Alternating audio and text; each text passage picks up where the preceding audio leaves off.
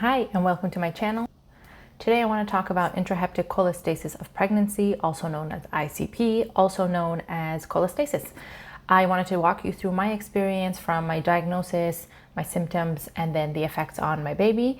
And I was hoping that this will inform some mothers out there that didn't know what ICP was, like myself.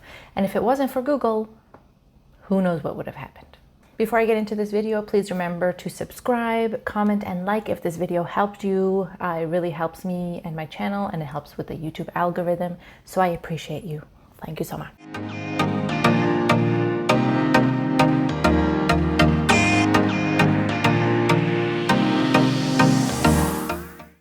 So ICP, where do we even start? According to icpcare.org, this is a great resource. I highly recommend you check it out. I'm going to link it below as well. Everything I talk about, I will link below just so you have an easy access. If you want to share this video with somebody who's going through it or you think may have symptoms of cholestasis, feel free to share this video. So intrahepatic cholestasis of pregnancy is basically a liver disorder in pregnancy. They say it's also a genetic disease. So if your mom had it or sister had it, you may very well likely get it as well. It's basically a liver disorder of pregnancy in which bile flow is impaired in the liver itself, not in the gallbladder, not in the bile ducts, which causes bile acids to build up in the bloodstream. Your blood is basically toxic. And this blood is obviously going to your baby, and therefore it poses huge risks to your fetus. So it mostly develops in the third trimester. For me, I was diagnosed at 34 weeks, but a lot of times it can happen earlier. If you had it the first time, you're likely to get it. It's a 70 to 90% chance that you'll get it in your next subsequent pregnancies. According to icpcare.org, you can even be diagnosed as early as 5 weeks. And I cannot imagine, because it's crazy. Okay, so let's start with my experience. If it wasn't for Google, who knows what would have happened? Because I got diagnosed at 34 weeks. So around 32, 33 weeks, I remember my chest was itchy, my arms were itching. I just was like itching a lot. And I remember thinking it was February. So I thought, okay, it's winter, my skin is dry.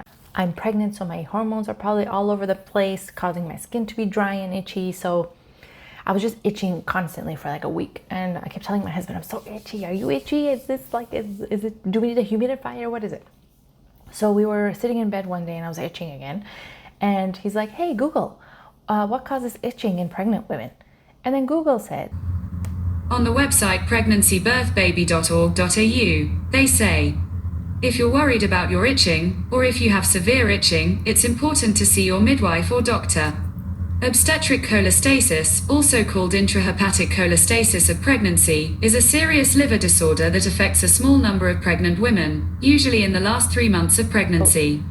And then we both were like, what? And then I quickly started Googling, like, what is this ICP? And it was all the symptoms that I had. I was itchy.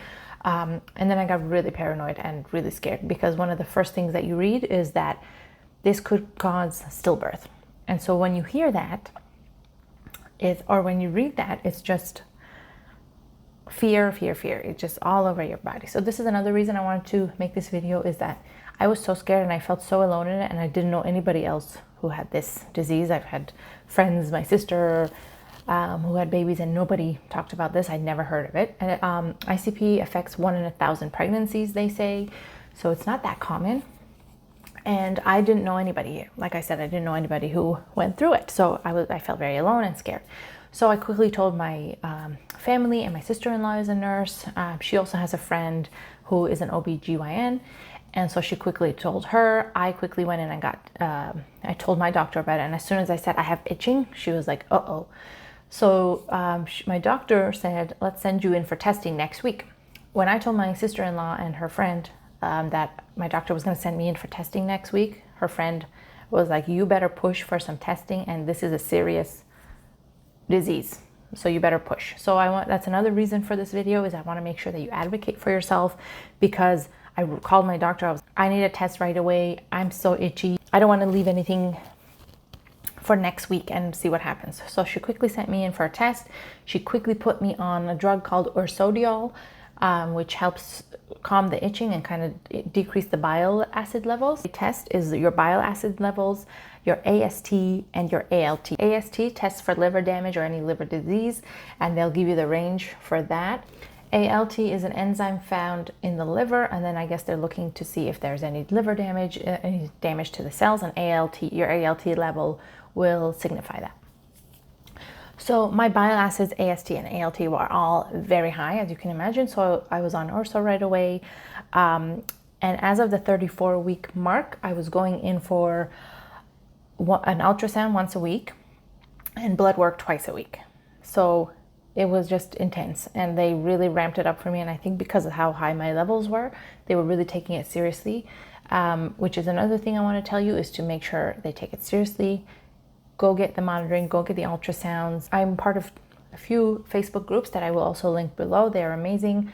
A lot of women from all over the world are sharing their experiences. There's women in the UK, women in South America, women in the US, Canada, obviously, sharing their experiences, how seriously their doctors took it. And it's crazy to read that some people are like, my doctor's not taking my itching seriously. They're not sending me for testing yet, or they're not putting me on orso yet, and all these things. So again, we have to be our own advocates. And that's something that I really, really want to impart in this video, is just like keep pushing for that testing. Other symptoms that you may experience are dark urine, pale stool color. Mostly itching is the main thing, and will be your first sign is when you're itchy all over. So they say it's itchy mostly in your hands and feet are very itchy, but there's pictures on these Facebook groups of women showing their arms are all scratched up, their legs are scratched up, and because their levels are so high, their acid levels are so high that their entire body is just itching. I was then referred to MFM, maternal fetal medicine specialist, because my levels were high. I believe my bile acids went down, but my AST level was still high. So my doctor referred me to the specialist, and I went in and he was like, oh, your bile acids are fine, like you don't need to be induced. And this was at the 36-week mark. And I was like, did you see my AST and ALT levels? And then he looked at them again and he was like, we're inducing you on Monday. And this was Thursday. So it's like, that's how serious it is. That's how badly he realized, oh, we have to push for this. But also, if I hadn't said, hey, have you looked at all my numbers?